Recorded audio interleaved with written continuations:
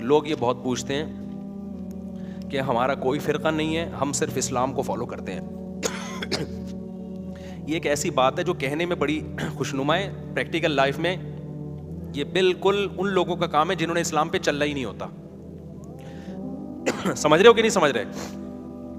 عملی زندگی میں جس نے نہیں چلنا نا, وہ یہ بات کر رہا ہوتا ہے.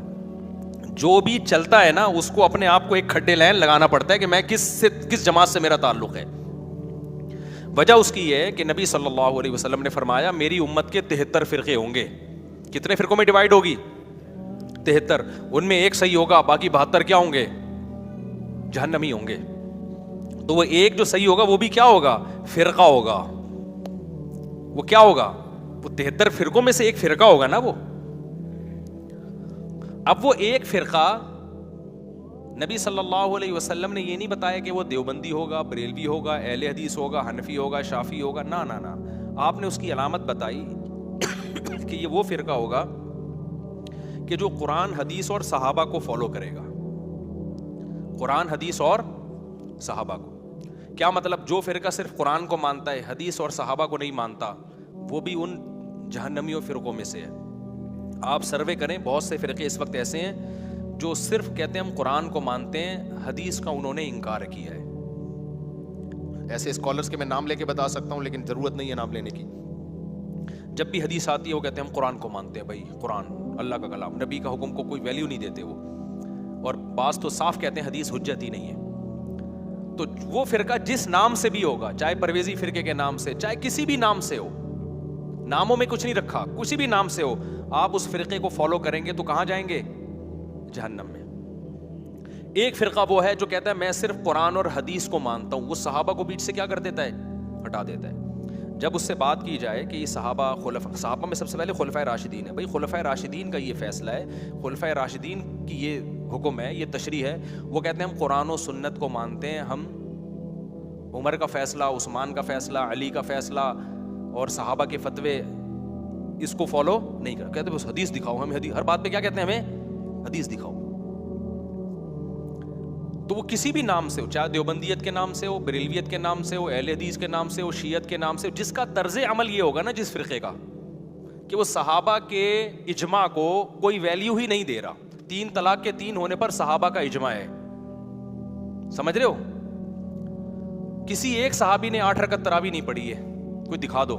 ایک موطا امام مالک کی ضعیف حدیث ہے کہ حضرت عمر نے 8 شروع کروائی تھی. اگر 8 کروائی تھی تو اس دور میں کوئی تو ہوتا نا ایک 8 پڑھتا, کہیں بھی نہیں ملتا.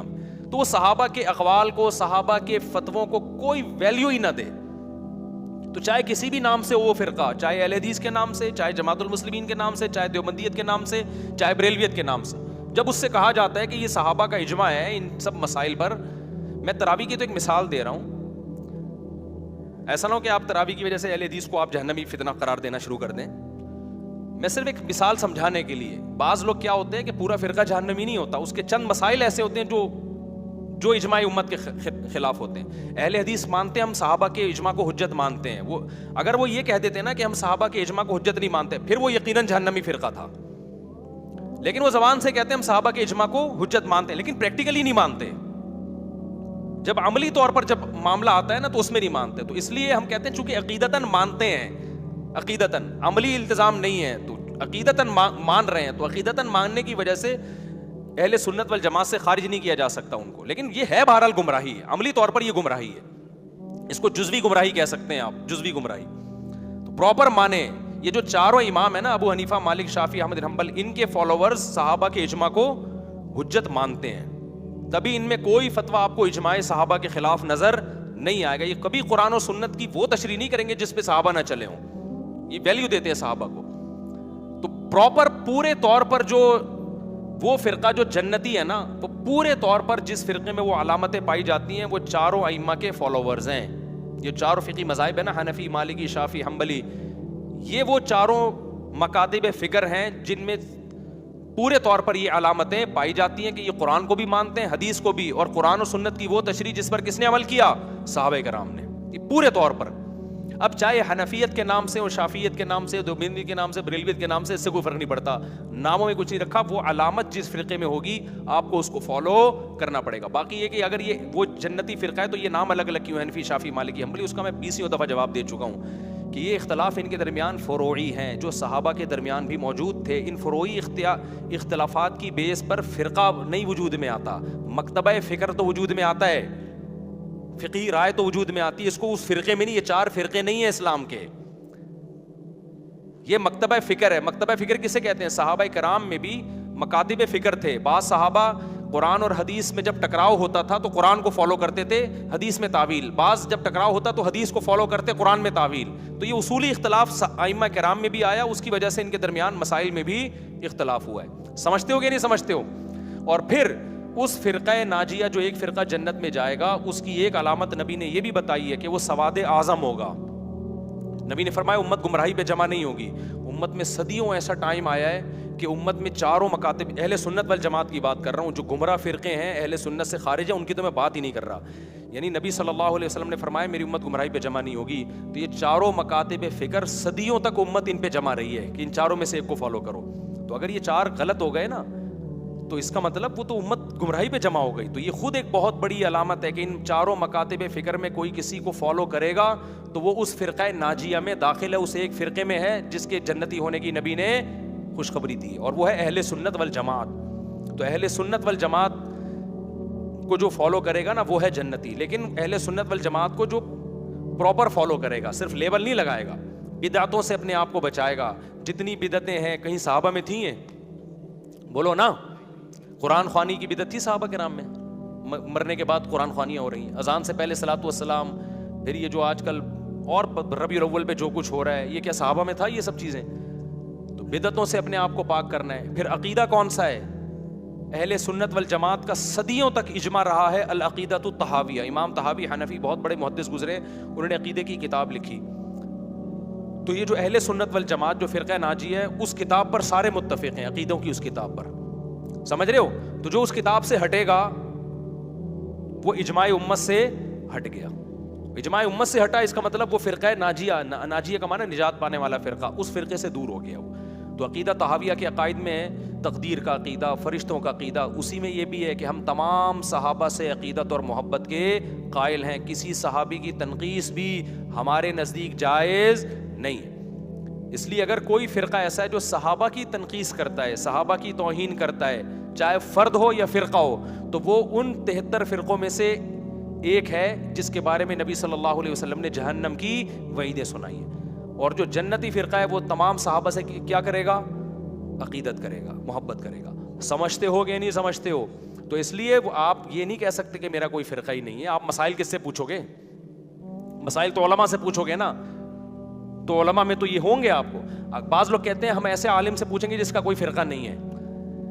بھائی جس کا کوئی فرقہ نہیں ہے نا، اس کا مطلب وہ نئے فرقے کی بنیاد رکھ رہا ہے، وہ ایک نیا فرقہ بنا رہا ہے.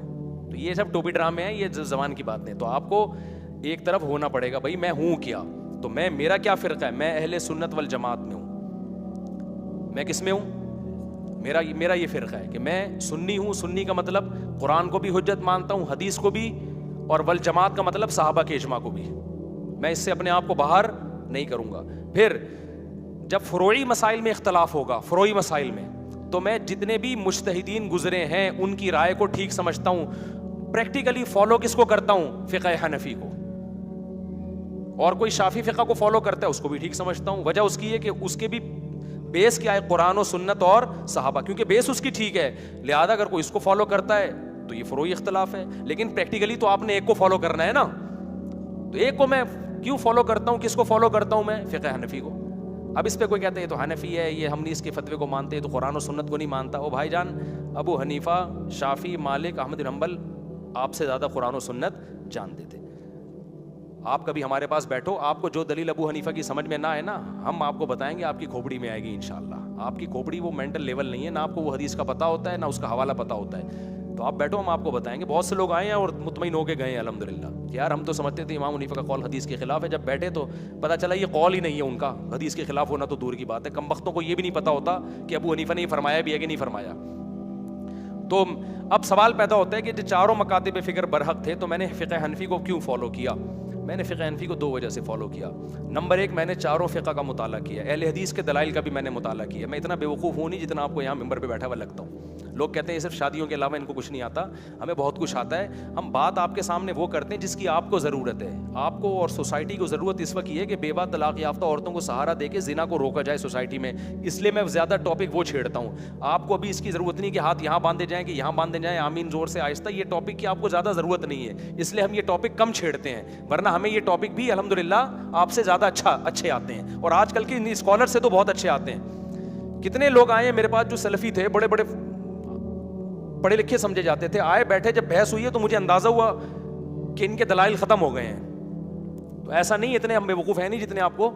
میرا ایک شاگرد ہے، اس کے نا گھنگریالے بال اور رنگ بھی بلیک اور کپڑے بھی بڑے دیسی سے پہنتا تھا. وہ میں سمجھتا کوئی بیوقوف سا لڑکا ہوگا، عجیب سا کوئی پاگل سا. ایک دن اس نے میری دعوت کی، بڑا اصرار کیا. میں بیٹھا، میں نے کہا یار، جب کھانا اس نے مجھے کھلایا، چائے وائے بھی پلائی، تو میں نے کہا آپ کی کوالیفیکیشن کیا ہے؟ اس نے جو اپنی ڈگریاں بتانا شروع کی نا، ایک تو عالم بھی بنا، پھر وہ جرمنی سے ماسٹر کیا، جرمن زبان بھی آتی ہے، انگلش بھی آتی ہے. اس نے ڈگریاں بتائیں. میں حیران. میں جو شادیوں والی باتیں کرتا ہوں نا، اس سے لگتا ایسا ہے کہ ہم بالکل فارغ ہیں اور فقہ حنفی دلائل کی دنیا میں کچھ بھی نہیں ہے، بس یہ ابو حنیفہ کے اندھے مقلد ہیں ہم لوگ. ایسا بالکل بھی نہیں ہے. ابھی اہل حدیث حضرات سے بھی میں کہتا ہوں کبھی آؤ، تعصب کی چادر اتار کے آؤ. اگر کوئی ٹھیٹ بن کے آئے گا وہ تو اس کا تو کسی کا باپ نہیں سمجھا. تعصب کی چادر اتار کے آؤ تو تمہیں پتہ چلے گا کہ ہم ابو حنیفہ کو کیوں فالو کرتے ہیں. اور میں نہیں، آدھی سے زیادہ امت نے ابو حنیفہ کو سلیکٹ کیا ہے فالو ہونے کے لیے. 50% سے زائد امت نے کس کو فالو کیا ہے؟ تو بے وقوف تھوڑی تھے جو 50% سے زائد لوگ فالو کر رہے تھے. سمجھتے ہو کہ نہیں سمجھتے؟ 30% نے امام شافعی کو فالو کیا، 17% نے امام مالک کو فالو کیا، اور 2% نے احمد بن حنبل کو فالو کیا. 1% ایسے ہیں جو کہتے ہیں ہم بہت زبردست علم رکھنے والے لوگ ہیں، ہمیں کسی کو فالو کرنے کی ضرورت نہیں ہے. اور وہ ان کے پاس علم کے علاوہ سب کچھ ہے. جب وہ بیٹھیں گے تو پتہ چلے گا کہ اتنا ہے نہیں معاملہ جیسا وہ سمجھتے ہیں. تو میں نے فقہ حنفی کو 2 وجہ سے فالو کیا. ایک تو یہ کہ ابو حنیفہ دلائل کی دنیا میں الحمدللہ پلہ ابو حنیفہ کا بہت بھاری. علم حدیث میں ابو حنیفہ کا مقام بہت اونچا. یہ پروپیگنڈا ہے کہ ابو حنیفہ کو 17 حدیثیں آتی تھی، جھوٹ ہے یہ. امام ابو حنیفہ کتنے بڑے حدیث کے عالم تھے، اس پہ عرب علماء نے کتابیں لکھی ہیں.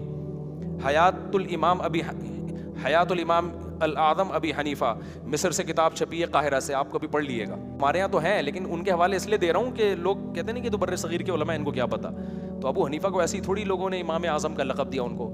اور ابو حنیفہ کے شاگرد تھے امام محمد، جن سے امام شافعی نے علم حاصل کیا، جو احمد بن حنبل کے استاذ ہیں. اور احمد بن حنبل امام بخاری کے استاذ تھے. یعنی امام بخاری کے استاذ احمد بن حنبل، اور احمد بن حنبل کے استاذ کون تھے؟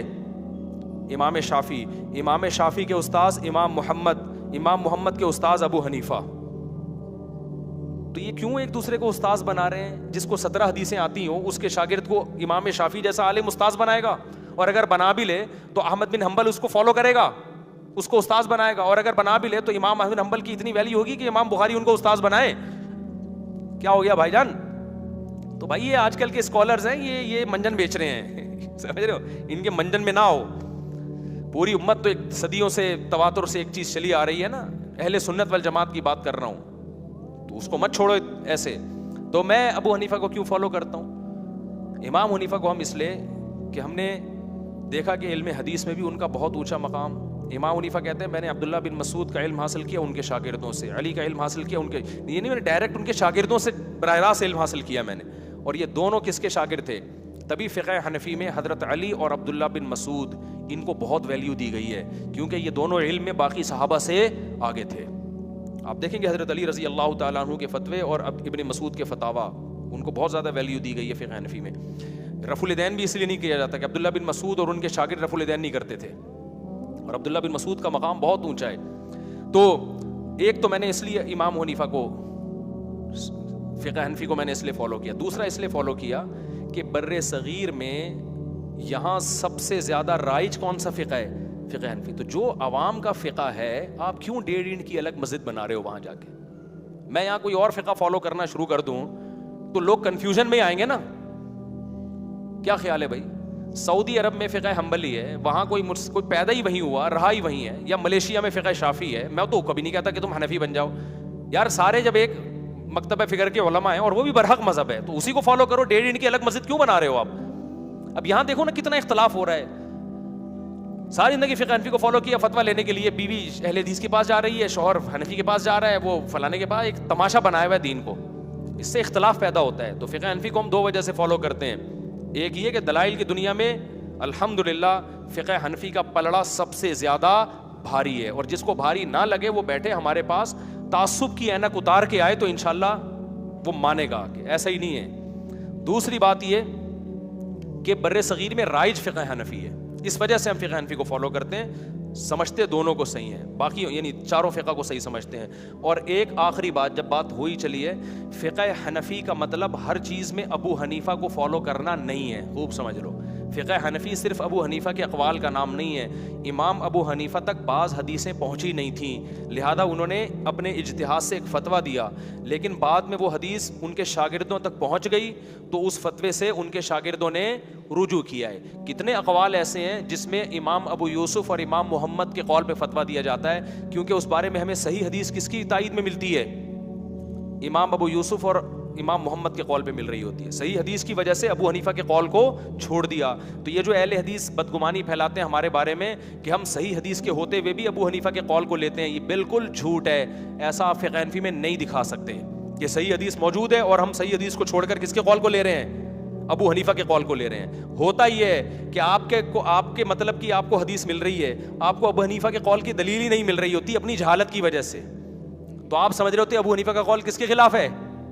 صحیح حدیث کی. لیکن جہاں واقعی سچی مچی میں ابی حنیفہ کا قول صحیح حدیث کے خلاف تھا وہاں ہم نے چھوڑا ہے.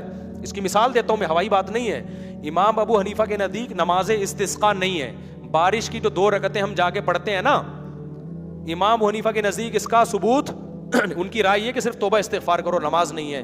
لیکن تمام حنفی علماء پوری دنیا میں جہاں بھی ہیں نماز استسقاء پڑھتے بھی ہیں اور پڑھنے کی ترغیب, کیوں؟ صحیح حدیث اس بارے میں موجود ہے, تو چھوڑ دیا ابو حنیفہ کے قول کو. امام ابو حنیفہ کے نزدیک دارالحرب میں آپ غیر مسلم سے سودی لین دین کر سکتے ہیں, یہ ان کا اجتہاد ہے. لیکن فقہ حنفی میں دارالحرب ہو یا دارالاسلام ہو, سودی لین دین کی اجازت نہیں ہے. ابو حنیفہ کی رائے میں کیوں اجازت ہے؟ اس لیے اجازت ہے, وہ کہتے ہیں جب غیر مسلم کا مال آپ جنگ کے ذریعے لوٹ سکتے ہو, جس سے معاہدہ نہیں ہے, اس غیر مسلم کی بات ہو رہی ہے, ایسا نہ ہو گیا کہ ہندو کو پکڑ کے لوٹنا شروع کر دیں. جنگی جو غیر مسلم ہوتا ہے نا, جو ایگریمنٹ نہ ہو, تو وہ تو جب ویسے بھی آپ لے سکتے ہو. پھر بھی ہم نے ابو حنیفہ کے قول پہ فتویٰ نہیں دیا کیونکہ اتنی ساری وعیدیں ہیں سود کے بارے میں, چھوڑ دیا ابو حنیفہ کے قول کو. تو فقہ حنفی صرف امام حنیفہ کے اقوال کا نام نہیں. امام ابو حنیفہ کے نزدیک عورت بچے کو 2.5 سال تک دودھ پلا سکتی ہے, لیکن آپ کسی بھی حنفی عالم سے فتویٰ لیں گے وہ کہے گا 2 سال سے زیادہ دودھ پلانا جائز بولو نہیں ہے. 20 اقوال ملتے ہیں. بات یہ ہے کہ ہم آپ کے مشورے پہ نہیں ابو حنیفہ کے قول کو چھوڑیں گے. لوگ کہتے ہیں کہ ہم جو کہہ رہے ہیں نا یہ والی حدیث ہے تو ہمارے کہنے سے چھوڑ دو, ہم آپ کے کہنے سے نہیں. یہ کام ہمارے مشائخ پہلے کر چکے ہیں, ان کی سمجھ آپ سے زیادہ تھی, یہ پہلے کر چکے ہیں کہ بھائی یہ قول ایسا ہے جو بالکل دلیل کے خلاف ہے, اس میں تعویل کی جائے گی کہ ابو حنیفہ کو حدیث نہیں پہنچی ہوگی, یا پہنچی ہوگی ان کی نظر میں کوئی مطلب ہوگا لیکن ہمیں وہ مطلب سمجھ بھی نہیں آ رہا, تو فتویٰ کس پہ دے دیا؟ ہم نے کہا بھائی فتویٰ اس پہ. اور بہت سارے اقوال ہیں, تو جو فقہ پڑھتا ہے مدرسوں میں بیٹھتا ہے وہ تو دن رات یہ چیزیں دیکھ رہے ہوتے ہیں, والفتویٰ علی قول ابی یوسف, والفتویٰ علی قول ظفر, والفتویٰ علی قول محمد. اور بعض دفعہ تو فتویٰ امام شافعی کے قول پر دیا جاتا ہے, اس میں فقہ حنفی سے ہی خروج کیا جائے گا. مولانا تھانوی رحمۃ اللہ علیہ نے جب ہندوستان میں جب مرد گم ہونا شروع ہو گئے, بلوے میں بلوا ہوتا تھا نا, ہندو بلوائی حملہ کرتے تھے, بہت سارے مرد لاپتہ ہو گئے, تو فقہ حنفی میں تو کوئی گنجائش نہیں ہے کہ عورت انتظار کرے گی مرد کا, وہ تو بس انتظار کرتے رہے ساری زندگی. اس سے بہت سی عورتوں میں زنا پھیلنے کا خطرہ تھا, تو امام مالک کے قول پہ فتویٰ دیا حنفی علماء نے کہ بھئی جس عورت کا شوہر لاپتہ ہو جائے 4 سال انتظار کر کے عدالت سے اپنا نکاح ختم کرا سکتی ہے. ایک اہل حدیث عالم نے مجھ پہ طنز کیا کہ دیکھو فقہ حنفی میں جو ہے نا 99 سال عورت انتظار کرے گی, اور یہ کیا ہے فقہ حنفی. میں نے کہا ہم نے تو امام مالک کے قول پہ فتویٰ دیا ہے, آپ بتاؤ حدیث میں کیا ہے کتنے سال انتظار کرے گی؟ آپ کے پاس تو نہ امام مالک کا قول ہے اور نہ کوئی حدیث ہے. آپ کیا حل بتاتے ہو قرآن و سنت کی روشنی میں کہ بلوا ہو اور مرد لاپتہ ہو جائیں, عورت کب دوسری شادی کر سکتی ہے؟ قرآن و سنت اس بارے میں کیا ہے؟ خاموش. میں نے کہا ہم تو چلو اس میں ضرورت اور حاجت کی وجہ سے لوگ ابتلا ہے. ہم نے کہا امام مالک بھی اہل سنت والجماعت کے امام ہیں, ابو حنیفہ کو چھوڑ کے امام مالک کا قول لے لیا ضرورت اور حاجت کی وجہ سے. آپ کس کا قول لے رہے ہو؟ آپ کے پاس تو کچھ بھی نہیں ہے, صرف طنز کرنا آتا ہے آپ کو کہ فقہ حنفی میں ایسا تو فقہ شافعی میں ایسا. طنز کر کے شرری چھوڑ کے چلے جانا آسان ہے, کوئی حل تو دو نا لوگوں کو. سمجھتے ہو کہ نہیں سمجھتے ہو؟ تو اس لیے اور بہت سارے اقوال ہیں. عدالتی جو قانون ہے نا, عدالتی قانون, اس میں فتویٰ امام ابو یوسف کے قول پہ ہی ہوتا ہے. اس میں تو فقہ حنفی میں قانون ہے کہ ابو حنیفہ کے قول پہ فتویٰ ہوگا ہی نہیں. اس لیے نہیں ہوگا کہ امام ابو یوسف جج رہے تھے. جو پریکٹیکلی جج بناؤ وہ زیادہ اچھا فیصلہ کر سکتا ہے, قانون بتا سکتا ہے. دیکھو امام ابو حنیفہ کا قول ہے کہ جب تک 2 عادل گواہ نہ ہونا, 2 عادل گواہ نیک پرہیزگار جن کی داڑیاں پوری ہوں, 5 ٹائم نماز پابندی سے پڑھتے ہوں, اس وقت تک ان کی گواہی قبول نہیں کی جائے گی, کیونکہ فاسق کی گواہی قبول نہیں ہوتی. یہ کس کا قول ہے؟ ابو حنیفہ کا. اب میں نے کیس کیا عدالت میں کہ زید نے میرے 1 کروڑ روپے لے لیے ہیں. عدالت کہتی ہے 2 گواہ لے کر آؤ. میں لے گیا جی 2 بندوں کو جو نمازی نہیں ہیں. اب ابو حنیفہ کے قول یہ ہے کہ ان کی گواہی قبول نہیں ہے, جو نماز نہیں پڑھتا اس کی گواہی کہاں سے قبول ہوگی, یہ تو فاسق ہے.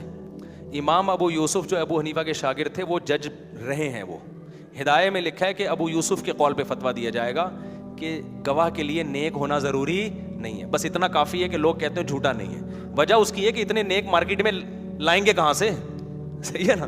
امام ابو حنیفہ نے یہ فیصلہ کیا تھا ایک ایسے دور میں جب سارے نیک پرہیزگار لوگ تھے, وہ صحابہ کے قریب کا دور تھا. ابو یوسف جب جج بنے انہوں نے دیکھا بھائی نیک مارکیٹ سے کیا چل رہے ہیں, شارٹ چل رہے ہیں, اس طرح تو لوگوں کے حقوق ضائع ہوں گے. انہوں نے کہا اب فاسق کی ڈیفینیشن اتنی ہے کہ جھوٹ نہ بولتا ہو, اتنا کافی ہے. تو اس میں فتویٰ کس پہ دیا؟ امام یوسف کے قول پہ دیا ہے, اور عدالتیں اسی پہ چل رہی ہیں. تو اس لیے فقہ حنفی کا مطلب یہ نہیں ہوتا کہ پتھر لکیر کے فقیر بنے ہوئے ہر چیز میں. یہ سب بدگمانیاں پھیلائی گئی ہیں کہ یہ حدیث پہ ابو حنیفہ کو ترجیح دیتے ہیں, ایسا نہیں ہے. ہاں یہ ضرور ہے بعض دفعہ ایک حدیث آپ کو صحیح لگ رہی ہے, ہوتی نہیں ہے صحیح, وہ ابو حنیفہ کی نظر میں کمزور ہوتی ہے. بعض دفعہ ایک حدیث کو آپ ضعیف سمجھ رہے ہیں, ابو حنیفہ کی نظر میں وہ کیا ہے, جن سندوں تک ابو حنیفہ تک پہنچی وہ صحیح تھی وہ. اور بعض دفعہ آپ کے سامنے وہ بخاری کی حدیث تو آ رہی ہے لیکن وہ قرآن کی آیت نہیں آ رہی جو اس کے اگینسٹ ہے. ابو حنیفہ ہمیشہ کس کو ترجیح دیتے ہیں؟ حدیث پہ قرآن کو ترجیح دیتے ہیں. ان کا اصول ہے پراپر, اس کی میں کئی دفعہ مثالیں دے چکا ہوں. وہ قرآن کو اوپر رکھتے ہیں, حدیث میں وہ کہتے ہیں خبر واحد ہے, اس میں غلطی کا امکان ہے, بہرحال قرآن میں امکان نہیں ہے غلطی کا. تو ایسے خاندانی اصول ہیں. میں فقہ پڑھایا کرتا تھا, اصول فقہ وہ ریکارڈ کرتا تھا آڈیو. میرا ارادہ اس سال میں جامعہ میں اگر پڑھاؤں گا نا وہ اصول فقہ تو ویڈیو ریکارڈنگ کر کے نیٹ پہ ڈالوں گا. وہ اصول فقہ کے لیکچر آپ سنیں تو ایک تو آپ کو یہ پتہ چلے گا کہ شادیوں کے علاوہ بھی بہت کچھ, اللہ کا شکر ہے. ہمارے شادیوں والے بیان سے لوگ سمجھتے ہیں کہ میں نہیں کہہ رہا ہم کوئی بہت بڑے عالم ہیں, کوئی بہت بڑے بزرگ, ہم سے بڑے بڑے لوگ پڑھے ہوئے ہم یہ ہے کہ اتنے خالی نہیں ہے جتنے آپ سمجھ رہے ہیں. بس یہ میں نہیں کہہ رہا ہمیں بہت کچھ آتا ہے, ایسا ہمیں تو جاہل لوگ ہیں بھائی, لیکن اتنے فارغ نہیں ہیں جتنے لوگ سمجھتے ہیں ہم کو. سمجھتے ہو؟ تو یہ دوسرا, یہ فقہ حنفی کا بھی پتہ چل جائے گا کہ ایسا نہیں ہے جیسا پبلک نے پروپیگنڈا کیا ہوا ہے کہ یہ قرآن و حدیث سے خالی ہے. اور ابو حنیفہ کو اس میں جو ہے نا ان کو کچھ بھی نہیں پتا تھا. تو جب آپ اصول فقہ پڑھیں گے تو پتہ چلے گا امام حنیفہ کے کیا خاندانی اصول ہیں, اور ان خاندانی اصولوں پہ اسلامی قوانین کی بنیاد رکھی گئی ہے. تو اختلاف بھی اسی وجہ سے ہوتا ہے کہ اگلے کے اصول وہ نہیں ہیں, وہ کسی اور اصول کو مانتا ہے. تو اللہ تعالیٰ کھوپڑی شریف عقل سلیم ہم لوگوں کو عطا فرمائے. تو یہ جو ایک فقہ کو فالو کرنا ہے نا, یہ پریکٹیکل لائف کے لیے ضروری ہے, اس کے بغیر آپ چل نہیں سکتے. جو نہیں چلنا ہوتا وہ کہہ دیتا ہے میرا کوئی فقہ نہیں. جو شریعت میں, ابے شریعت میں وہ کچھ اور شریعت بتائے گا, وہ کچھ اور بتائے گا, وہ کچھ اور بتائے گا, تو کرے گا کیا میں بیٹھ کے؟ کہتے ہیں میں دیکھوں گا قرآن و حدیث کے کون زیادہ قریب ہے, تو وہ بھی قرآن حدیث کے قریب ہونے کا دعویٰ کر رہا ہے, وہ بھی دعویٰ کر رہا ہے, وہ بھی دعویٰ کر رہا ہے. تو کہہ رہے نہیں یہ والا مجھے صحیح لگ رہا ہے. وہ تجھے صحیح اس لیے لگ رہا ہے کہ تو نے اس کو پراپر سنا نہیں ہے. جب تو اس کو پراپر سنے گا تجھے لگے گا یہی جنتی ہے, باقی سارے جہنمی ہیں. یا تو پراپر علم حاصل کرو, نہیں ہے تو میرے بھائی کسی ایک کو فالو کرنا پڑے گا, اس کے بغیر چل نہیں سکتے آپ. سمجھتے ہو گے؟ ریاستیں نہیں چل سکتی, آپ کہاں سے چلو گے؟ سعودی عرب نہیں چل سکا. سعودی عرب کا فقہ حنبلی لا ہے, قانون ہے, کیونکہ سعودی عرب کو پتا تھا عدالتوں کو ہم نے کھلے اختیارات دے دیے. کل جج قرآن و سنت کی روشنی میں وہ کچھ اور فیصلہ کر رہا ہے, وہ کچھ اور فیصلہ کر رہا ہے, وہ کچھ اور, ہی تو امت تباہی بچ جائے گی. سعودی عرب میں بھی ایک نظم کا پابند بنائے گا, بھی فقہ حنبلی ہوگا. اور اگر فقہ حنبلی سے خروج کرنا ہے تو ایک دارالفتہ کی کمیٹی بنائی ہے علماء کی. ان علماء کی اکثریت جو فیصلہ کرے گی وہ لا ہوگا. پھر وہ لا ہر ایک مانے گا. پھر یہ نہیں کہے گا کوئی کہ ایکچولی یہ والی حدیث کے یہ لا چونکہ خلاف جا رہا ہے لہذا میں ایکچولی اس کو نہیں مانتا. گورنمنٹ کہے گی تیرے باپ کو بھی ماننا پڑے گا. صحیح ہے نا؟ تجھے یہ حق نہیں ہے, کیونکہ اس سے تو اختلاف پیدا ہوتا ہے. اللہ سمجھنے کی عمل کی توفیق عطا فرمائے.